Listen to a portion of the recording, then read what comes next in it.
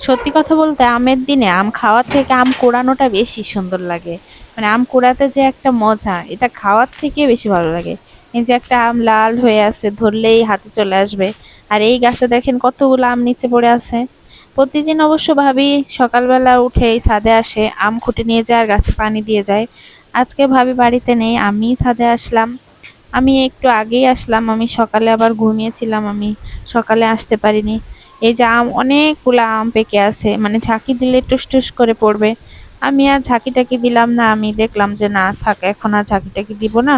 যে আমগুলা পড়ে আছে এইগুলাই তুলে নিয়ে যায়।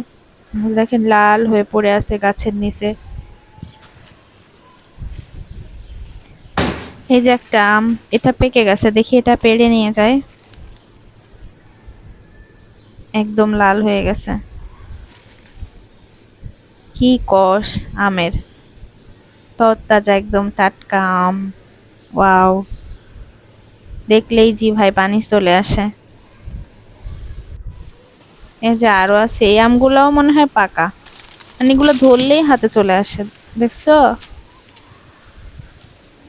একদম পেকে আছে আমগুলা। এই যে দেখেন কতগুলা পেলাম ছাদ থেকে আম। দুইটা আমি হাত দিয়ে পারছি, সবগুলাই কিন্তু নিচে গাছের থেকে নিচে পড়ছে। এজন্যই বলে ঝড়ের দিনে মামার বাড়ি আম কুড়াতে সুখ।